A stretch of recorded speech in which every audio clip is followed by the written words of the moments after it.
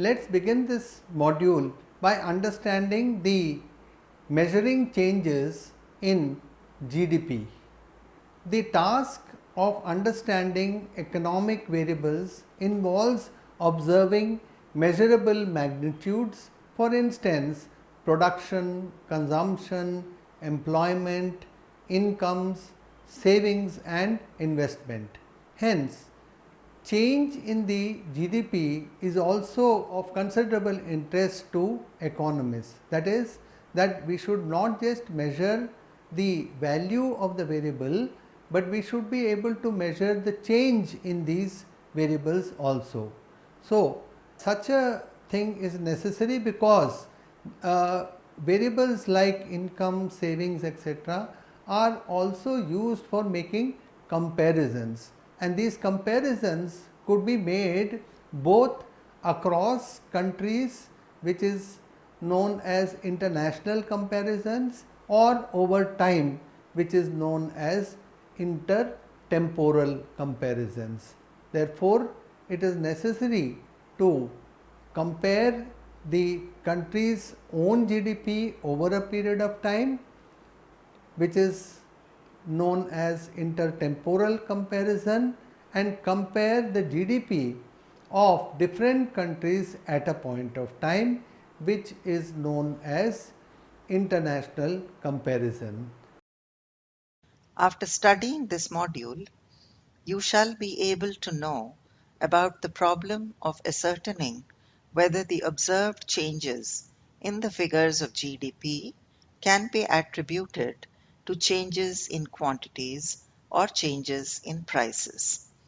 Reflect on the concepts of national income and the methods of measuring the national income, and learn about the limitations of GDP as a measure of welfare. Let us understand what exactly we mean when we say that GDP has increased. Let us suppose the GDP in a particular year is 3 times that of its previous year in value terms. Given that GDP depends on both the physical quantities of goods and their prices, is it possible to infer merely from the increase in GDP if an increase is on account of an actual tripling of the quantity, or is there a price rise hidden in the money value of the goods? Perhaps not, as it is also possible that the prices may have tripled from the previous year. How then do we separate the change in price in an economy from the change in its output? If the quantities of final goods and services had tripled, then the threefold increase in GDP would reflect a real change in the GDP. On the other hand, if the price level had increased threefold, then there would have been merely a nominal change in the GDP, but no real change in it. There is also the possibility that the change in the GDP figure would be partly on account of a change in the quantities of final goods and services, and partly on account of a change in the price level.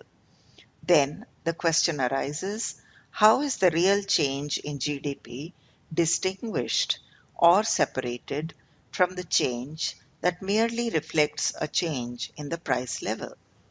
Let us examine the ways in which the change in GDP can be observed after discounting for the change in prices in the economy. First is index number.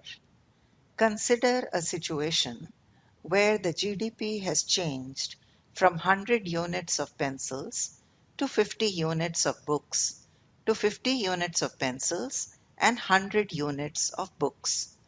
Can we infer that there has been an increase or decrease in the GDP?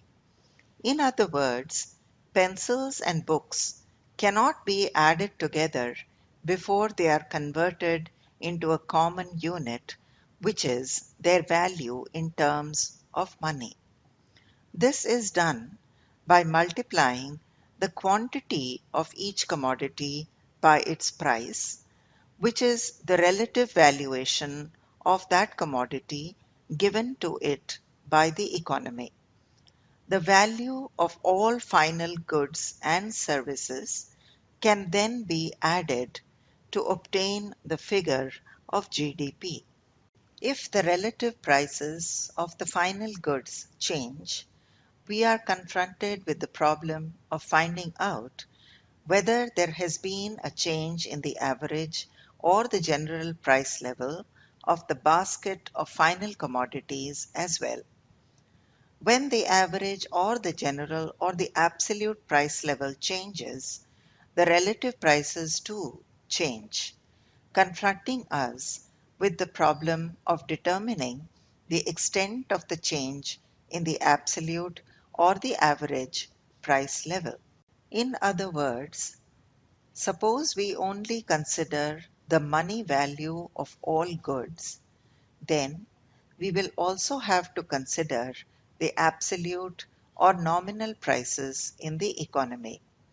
Now, if a pencil is quoted at rupees 10 per dozen in the market, and similarly other goods like books at rupees 25 per unit, and a third good, milk, at rupees 30 per litre, we will still have the problem of averaging the prices for varied units of the goods. This problem can be resolved by using index numbers. In other words, we could consider a price relative instead of the absolute price. That is, consider the quoted price of a good relative to its quoted price in the previous period. For example, if the price of a good currently quoted at rupees 20 were to be rupees 10 in the same period last year, we can say the price has increased by 200%. Similarly, another good might have had an increase in prices by 50%. Since percentages are a common unit, it would now be possible to find an average price increase across different goods with varied units. This average of prices is known as the index number. Let us now understand that in any economy, there exist markets in which economic agents buy and sell many thousands of goods and services. Even if we were to find an average price for each good relative to its previous year's price, how would we interpret the data? Suppose the prices of matchboxes in the economy have increased by 50%, rice by 15%, and cars by 4%. By looking at only the increased prices of these goods, it is not possible to ascertain the relative importance of the good in the overall economy. For instance, even a large increase in the price of a matchbox cannot be equated with a relatively lesser increase in the price of a car, which will be a larger part of the total value of production. Therefore, a mechanism of assigning weights needs to be carried out in accordance to the relative importance of the good in the economy, that is, a good which has a higher share in total production should be assigned a higher value and vice versa. There are two price indices to measure the change of prices in the Indian economy: the Consumer Price Index (CPI) and the Wholesale Price Index (WPI). First, we will study the Consumer Price Index. CPI is an index of prices of a basket of commodities which are bought by a representative consumer.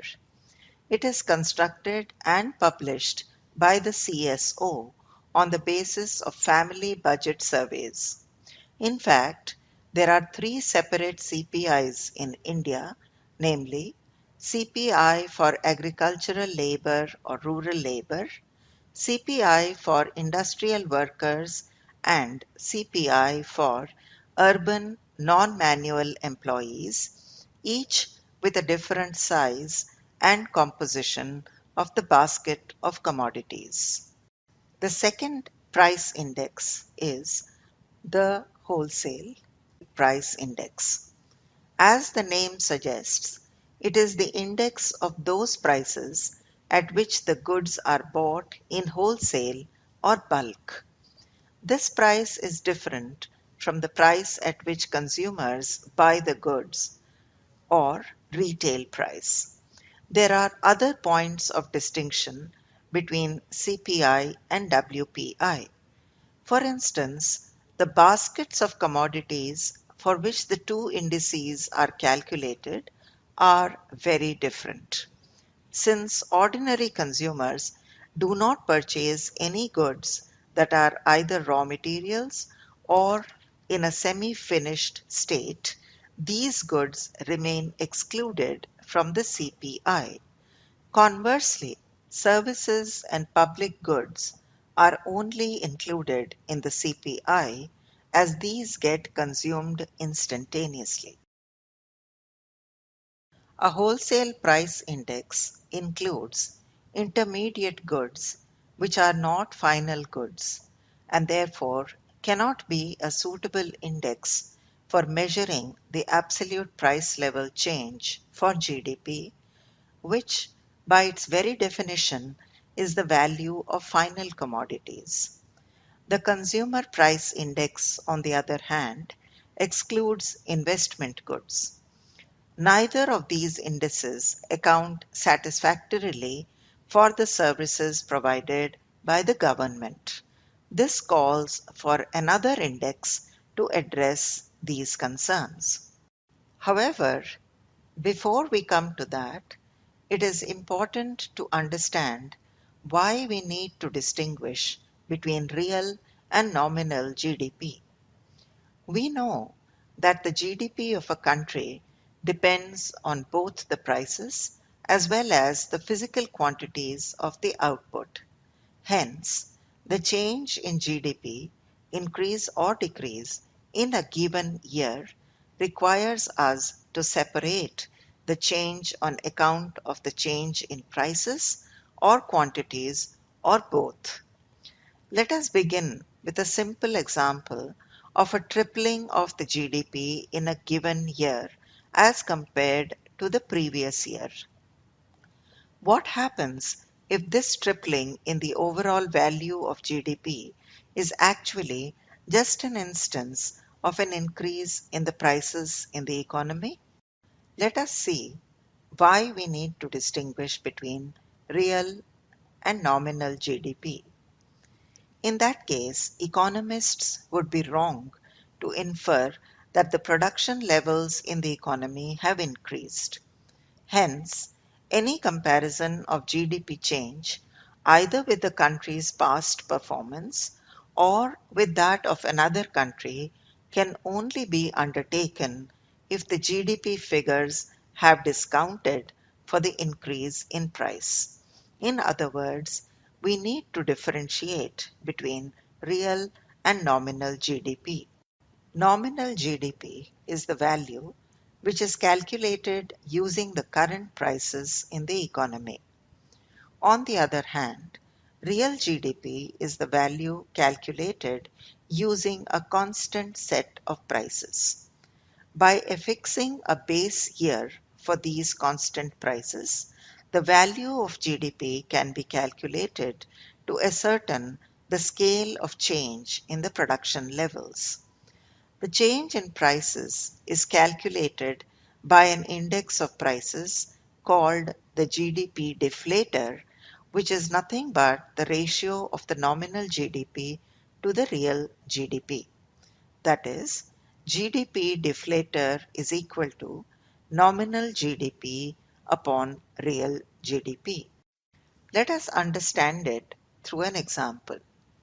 Suppose an economy produces only one good X, such that in the year 2008 there were 200 units of X produced at the price of rupees 10 per unit. Hence, the GDP at current prices was rupees 2,200 into 10. In 2013, the economy produced 220 units of good X at the price of rupees 15 per unit. Therefore, nominal GDP in the year 2013 is rupees 3,300, that is 220 into 15. Now, suppose we fix 2008 as the base year. The real GDP in the year 2013, calculated at the price of the base year 2008, will be rupees 2,200, that is 220 into 10. In the calculation of real and nominal GDP in the current year 2013, we have kept the quantity of production constant. Therefore, if there is any difference in the two figures, it must be on account of a change in price from the base year to the current year. According to the formula, we know that the GDP deflator, the ratio of the nominal GDP, rupees 3,300, to the real GDP, rupees 2,200, is 1.5. Hence, prices have increased by 1.5 times from the base year to the current year. In percentage terms, this is 150. The task of measuring change in prices can be carried out in various ways. However, there is a need to also point out the differences in using either GDP deflator or the CPI and WPI to measure the change. Unlike the CPI and WPI, GDP deflator takes into account the prices of all final goods and services, and not merely a basket of goods consumed by specific categories of consumers. GDP deflator does not take into account the prices of imported goods, which are included in the basket of goods consumed by a representative consumer and hence get included in the CPI. Because the GDP deflator is inclusive of all the final goods, it distinguishes between the various levels of production of each good in the economy. On the other hand, the weights representing varying levels of production are completely absent and are, in fact, taken as constant. Let us look into the limitations of GDP. The previous section, highlighting the issue of comparison of changes in GDP, begs another question as to why such a comparison is made in the first place. The evaluation undertaken by measuring and comparing the trends of national income or GDP or the economic growth are important because it is understood as capturing to some extent the welfare or general well-being of the society. The positive correlation between high levels of growth represented through the increase in GDP figures and welfare, however, cannot be assumed to be true under all circumstances. For instance, if the high rates of growth are accompanied by severe and irreversible damage to the environment, can it be true that the well-being of the people has increased? Or whether the high rates of GDP are associated with a high degree of income inequality in the society? Hence, it is natural to ask the question as to what extent GDP can be used as a measure of the well-being of the society. The first limitation is distribution of GDP. The production carried out in the economy is also redistributed among the people through the goods and services produced.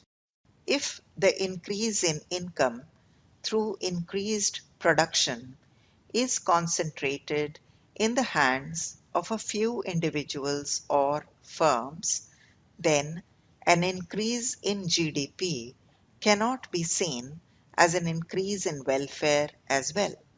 For instance, the income in a country of 100 individuals is rupees 1000 in a year, and it is equally divided among all individuals at rupees 10.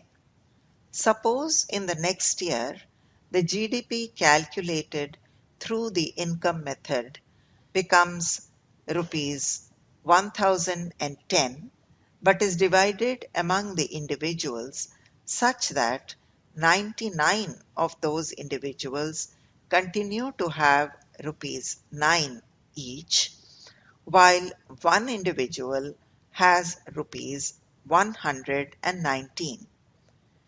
Would we be able to characterize this change in GDP as a measure of increased welfare in the economy? Hence, even if GDP is the appropriate measure of economic growth, it is not a good index of general well-being. The second is externalities of production. The benefits and losses that emanate in the process of production by firms, which have an incidental impact on the general society, are called externalities. These externalities are, of course, positive or negative, but we are more interested for our purposes in the latter. Suppose the production of electricity in a thermal plant situated near a river also leads to the pollution of the air and the nearby water resources. As a result, the people living in the surrounding area incur health expenses, and certain species like plants, fish, and other organisms perish, leading to a loss of livelihood for the fishermen. The GDP, which might include the production of electricity generated, will be overestimating the actual welfare from that thermal plant. If the owners of the thermal power plant were not penalized for the pollution that they caused, and the penalty given as a compensation to those who were affected by it, the welfare of the society may actually have been deemed to have decreased. Third is non-monetary exchanges. There are several activities in the economy which may be extremely crucial for its functioning, but remain unaccounted for in the calculation of the GDP due to problems of measurement.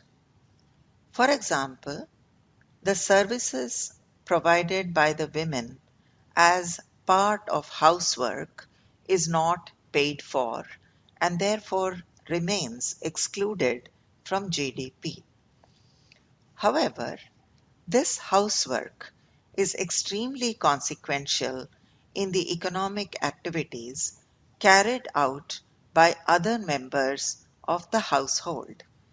It needs to be mentioned here that the income generated by working as a domestic maid for other people is included in the national income, but the work that they do in their own homes is not included. Hence, GDP measure, which excludes such unambiguous instances of activities contributing to the welfare of society, makes it an inadequate index of welfare. Now let us summarize what we have learnt in this module. Since measurement of GDP is done for reasons of comparison and policy evaluation, it is important to measure the true value of GDP and arrive at such an estimate of GDP which is reliable. The changes in prices vis-a-vis the changes in the quantity of outputs needs to be ascertained correctly for calculating the changes in GDP, for ascertaining the real value of GDP. The prices of goods and services may differ, and hence three price indices are being used. We have what is known as the CPI or the Consumer Price Index, WPI or the Wholesale Price Index, and the GDP Deflator. This is a general price index or a general deflator. Of these, the GDP deflator is most pertinent. Even so, it does not cover the entire range of commodities that consumers buy. There are certain commodities and services which are not marketable, and therefore these commodities and services, these goods and services are often not included in the GDP. Therefore, although the GDP deflator is a general deflator, still sometimes it does not cover all the commodities and goods, services in the economy. Finally, there may be other shortcomings in GDP which is supposed to be a good measure of the welfare of the economy, but because of such shortcomings such as unpaid services and so on, the GDP very often does not actually come close to the true estimate of the welfare of the economy or societies.